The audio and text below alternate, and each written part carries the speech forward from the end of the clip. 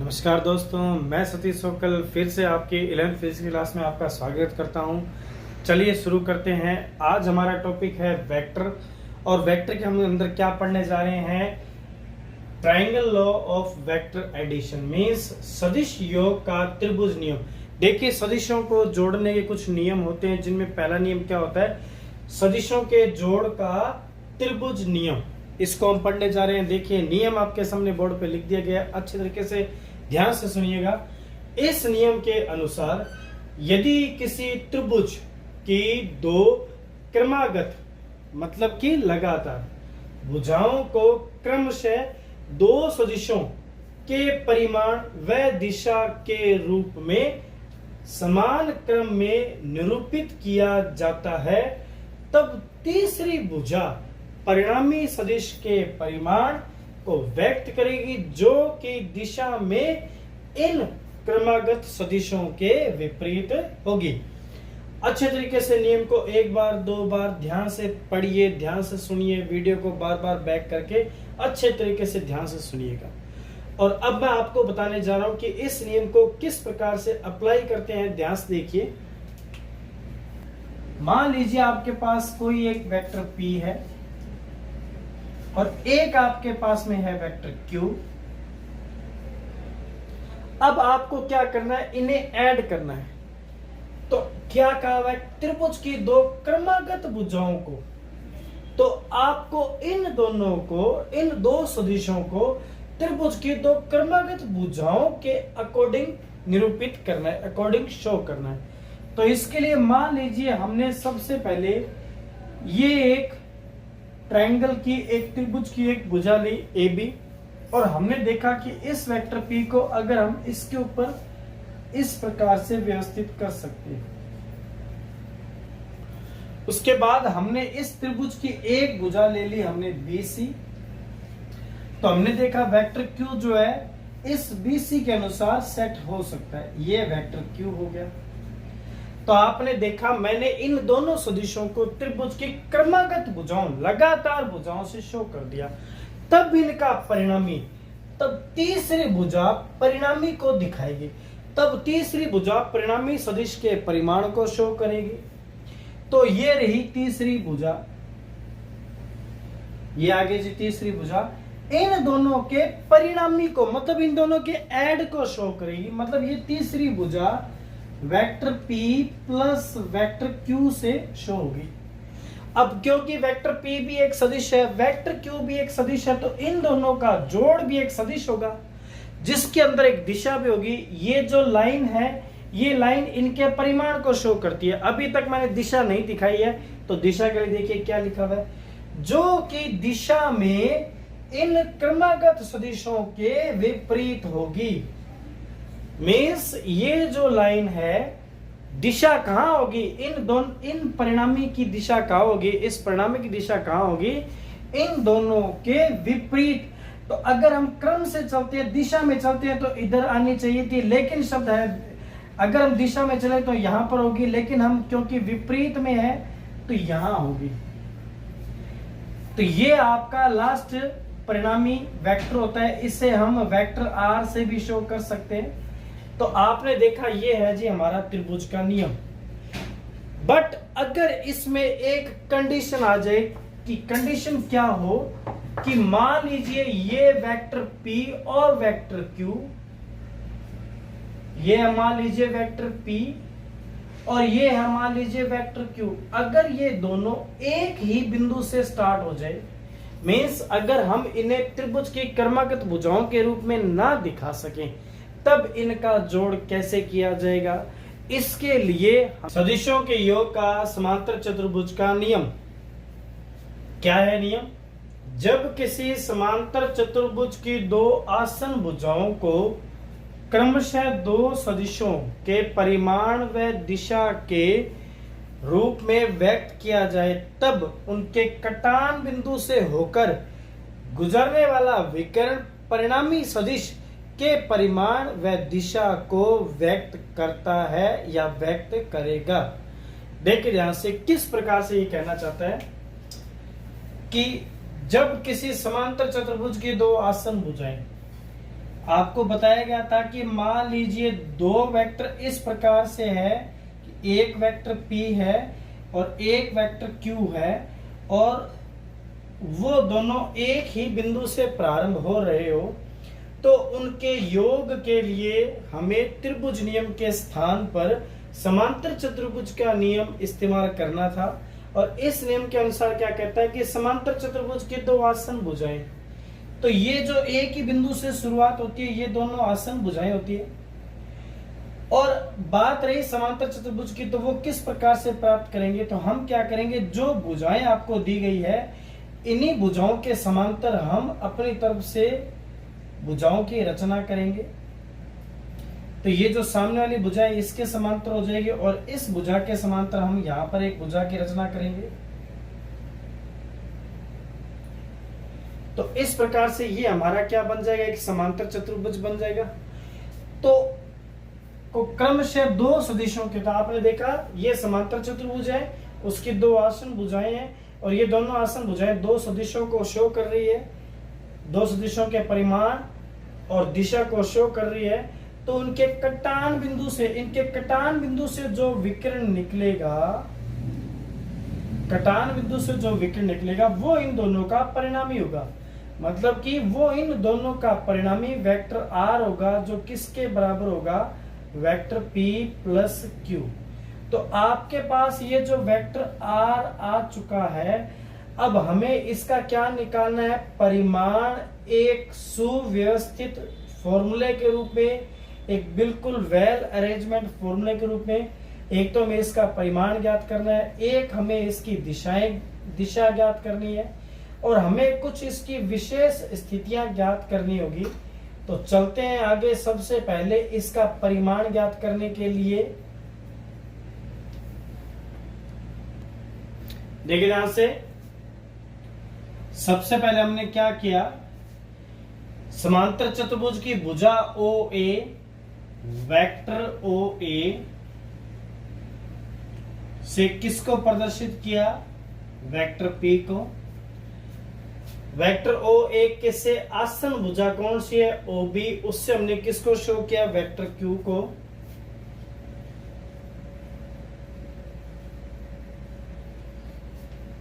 तथा इन दोनों का परिणामी कौन होगा, जो इन दो सदिशों के कटान बिंदु से निकलेगा, बिंदु O से जो C की तरफ जाएगा, ये होगा जी वेक्टर R। तो विकिरण OC से हम किसको दिखाएंगे, वेक्टर R को दिखाएंगे।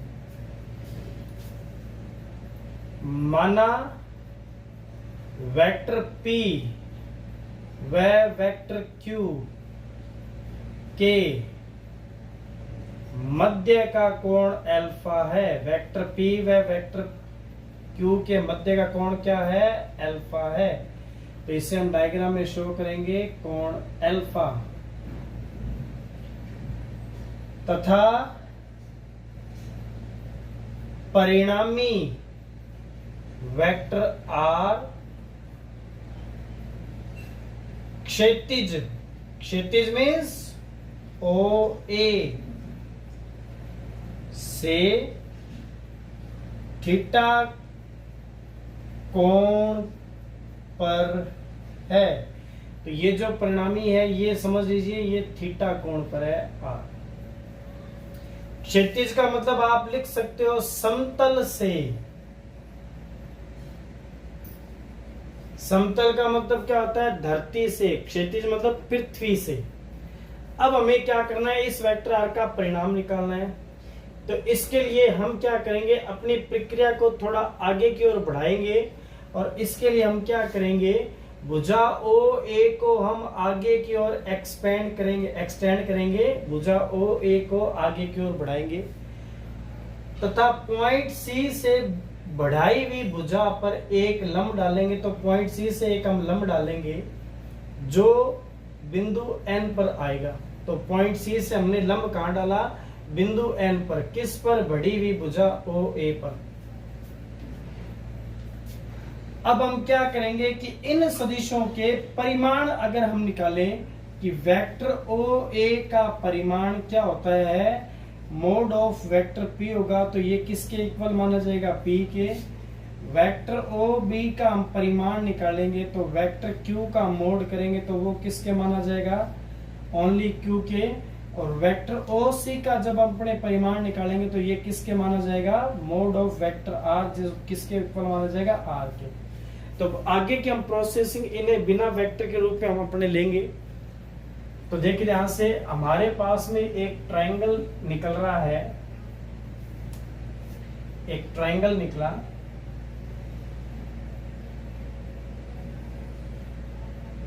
ट्रायंगल क्या है जी, सी एन और ए।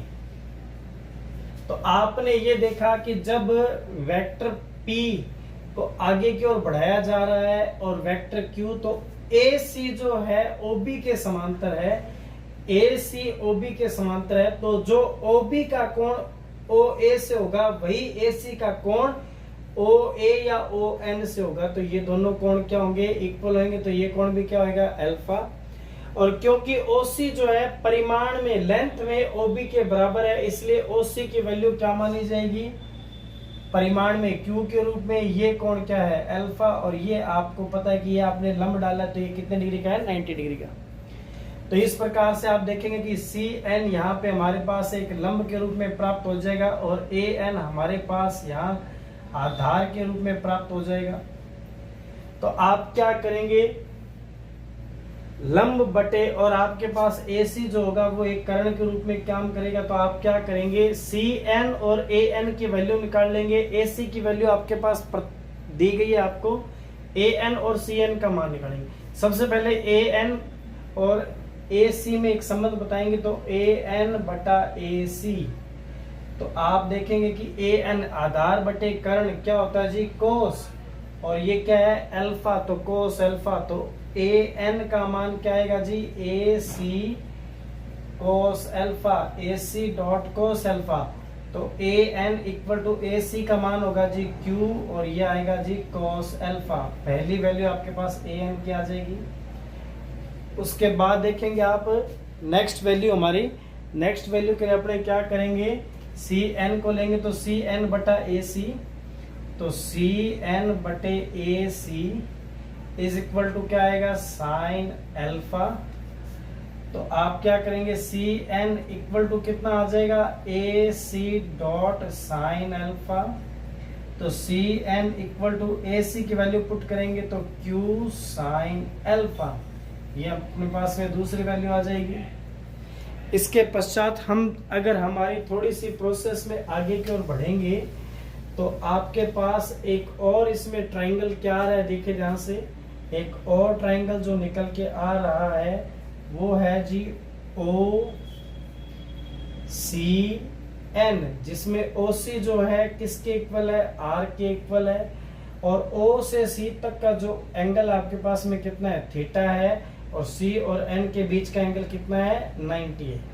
तो आपने देखा इसमें हमारे पास पाइथागोरस प्रमेय से आप लगाओगे, पाइथागोरियन थ्योरम से, तो पाइथागोरस जब आप प्रमेय का इस्तेमाल करेंगे तो क्या होता है जी, OC का स्क्वायर मींस कर्ण का स्क्वायर इक्वल टू किसके इक्वल होगा, ON का होल स्क्वायर, ON का whole square upon plus CN का होल स्क्वायर, ON का होल स्क्वायर प्लस CN का होल स्क्वायर। अब हम क्या करेंगे, OC की वैल्यू पुट कर देंगे। OC का मान कितना हमारे पास R है ओनली, OC की वैल्यू हमारे पास में कितनी है, OC की वैल्यू हमारे पास R है। तो R का square is equal to ON। ON को जब आप देखेंगे इस ऊपर वाले हमारे पास डायग्राम में, तो ON जो है O से A प्लस A से N में डिवाइड है। यहाँ पे A पॉइंट है तो आप ON को लिखोगे O से A प्लस A से N का होल स्क्वायर प्लस CN के हमारे पास वैल्यू है Q sine alpha, Q sine alpha का होल स्क्वायर। तो R square is equal to OA की वैल्यू पुट करेंगे तो O से A तक की जो वैल्यू है अपने पास में केवल P है, प्लस A से N तक की वैल्यू हमारे पास Q cos अल्फा है, Q कोस अल्फा का whole square plus Q sine alpha का होल स्क्वायर। ओपन करते हैं तो देखिए R square is equal to A plus B का होल स्क्वायर क्या होता है, ए का स्क्वायर प्लस बी का स्क्वायर मीन्स पी का square plus Q square cos square alpha plus 2ab 2pq cos alpha plus इसे भी ओपन करेंगे Q square sine square alpha. तो r का square is equal to p का square plus q का square. q का square जब आप कॉमन लेंगे तो आपके पास क्या आएगा, cos square alpha plus sine square alpha. तो कोस स्क्वायर अल्फा प्लस में क्या आएगा जी, साइन स्क्वायर अल्फा प्लस में आपके पास रहेगा 2pq कोस अल्फा।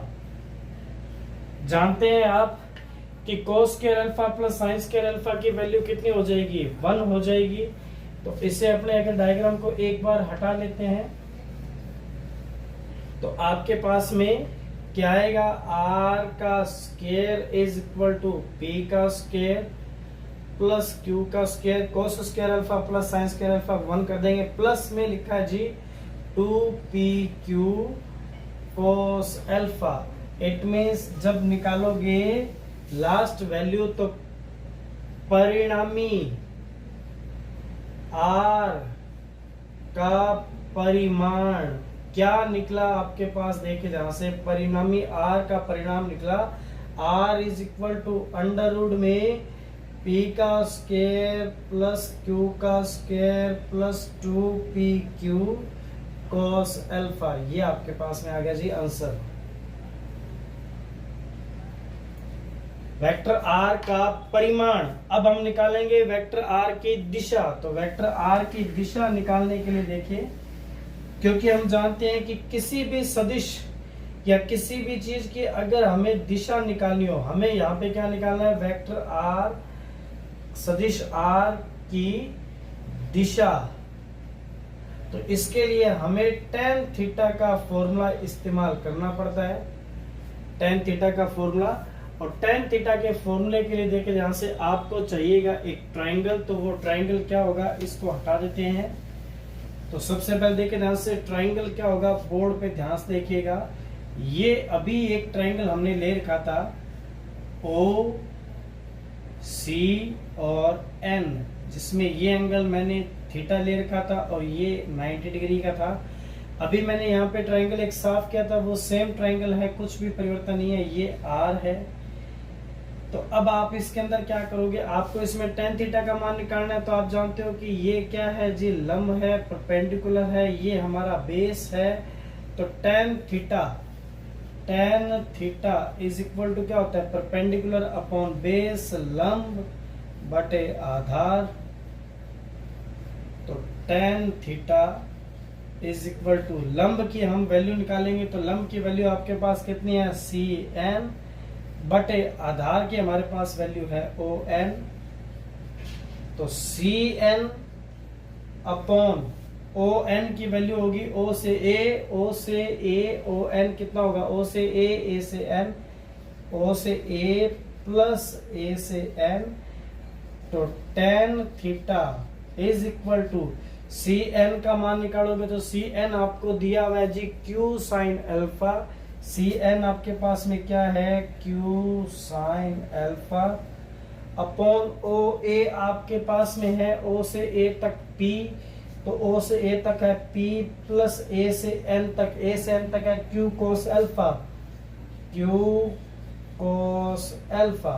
तो ये आपके पास में डायरेक्शन का फॉर्मूला आ गया, जिसे आप इस प्रकार भी लिख सकते हो कि theta is equal to tan inverse, bracket में लिख सकते हैं q sine alpha upon p plus q cos alpha.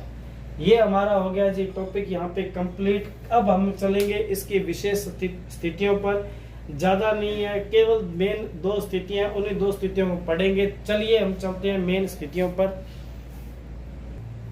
देखिए ध्यान से, स्थिति फर्स्ट, जब दोनों